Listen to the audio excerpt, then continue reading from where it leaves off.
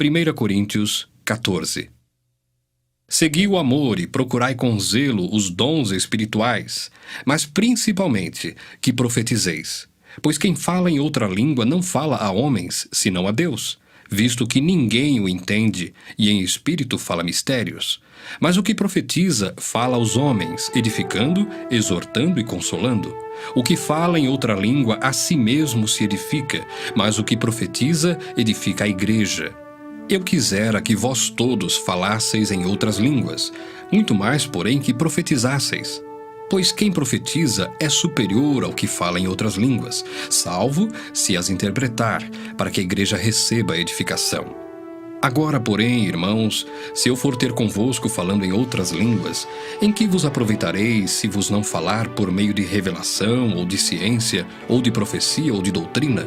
É assim que instrumentos inanimados, como a flauta ou a cítara, quando emitem sons, se não os derem bem distintos, como se reconhecerá o que se toca na flauta ou cítara?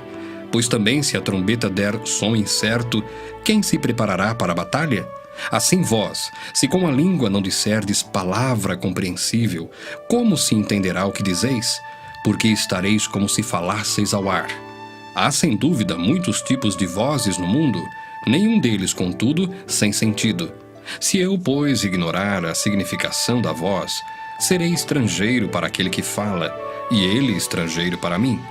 Assim também vós, visto que desejais dons espirituais, procurai progredir para a edificação da igreja. Pelo que o que fala em outra língua deve orar para que a possa interpretar.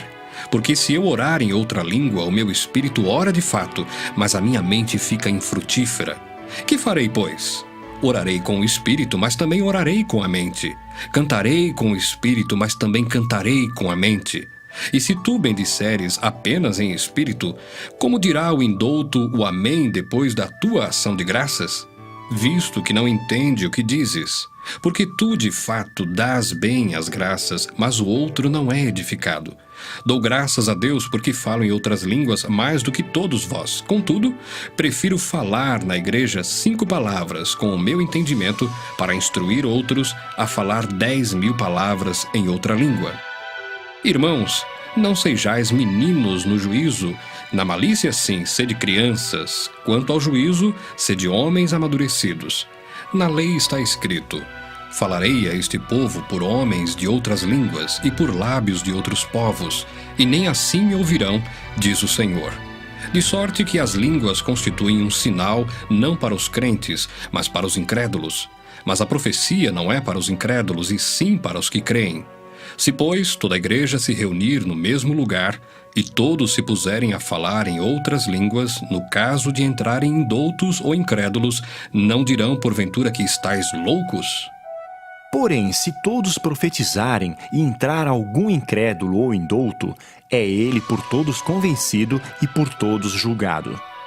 Tornam-se-lhes manifestos os segredos do coração, e assim, prostrando-se com a face em terra, adorará a Deus, testemunhando que Deus está de fato no meio de vós. Que fazer, pois, irmãos?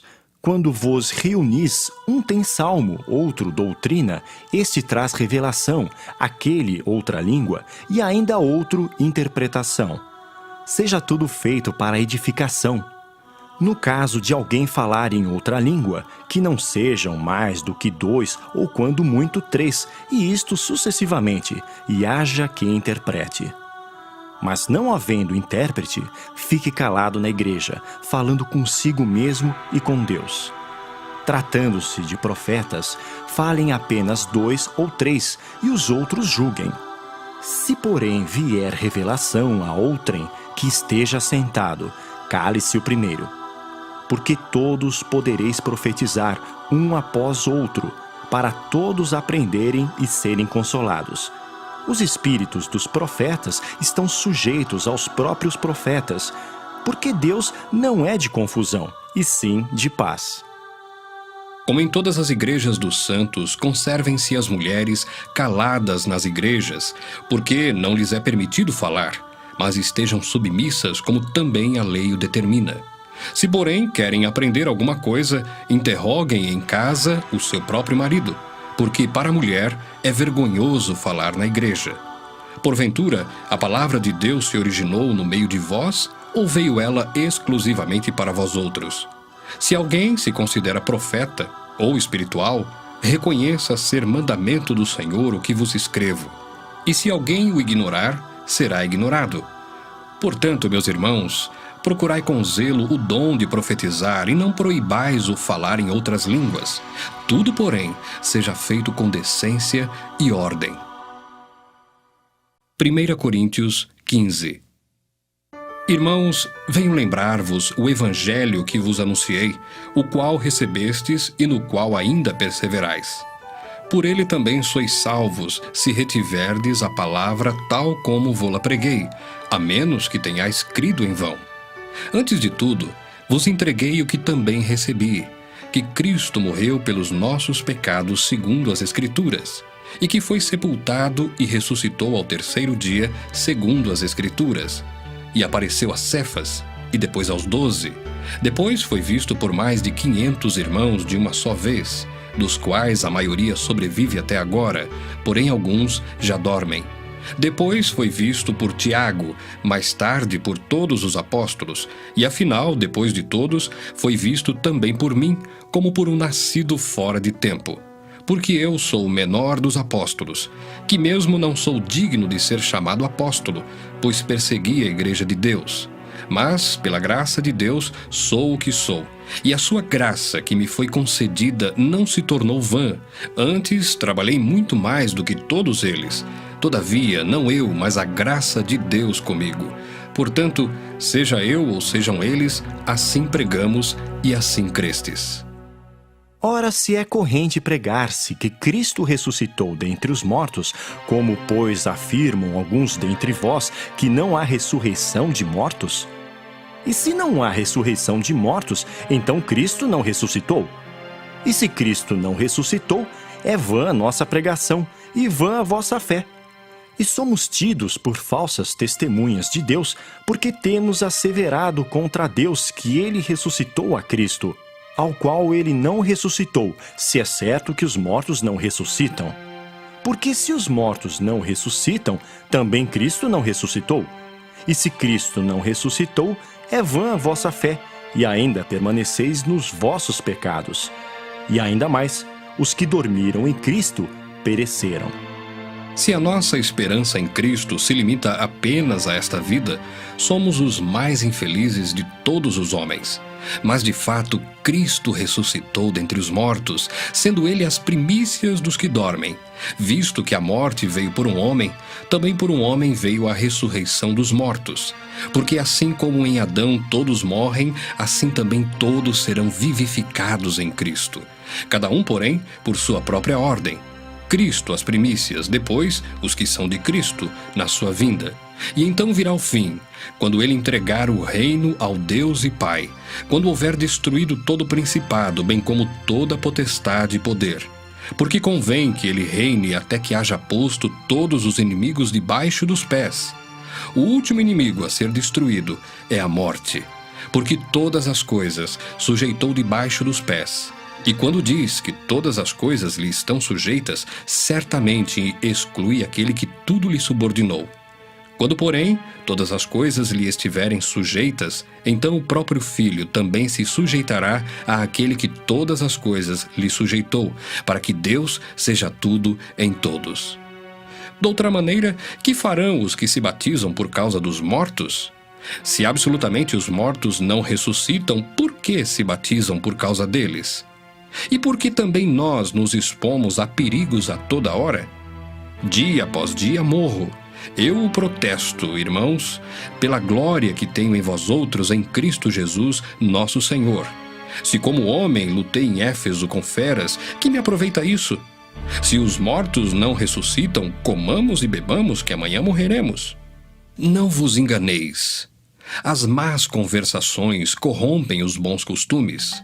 Tornai-vos à sobriedade como é justo e não pequeis, porque alguns ainda não têm conhecimento de Deus. Isto digo para vergonha vossa. Mas alguém dirá, como ressuscitam os mortos? E em que corpo vêm? Insensato! O que semeias não nasce se primeiro não morrer. E quando semeias, não semeias o corpo que há de ser, mas o simples grão, como de trigo ou de qualquer outra semente. Mas Deus lhe dá corpo como lhe aprouve dar, e a cada uma das sementes o seu corpo apropriado. Nem toda carne é a mesma, porém uma é a carne dos homens, outra a dos animais, outra a das aves e outra a dos peixes.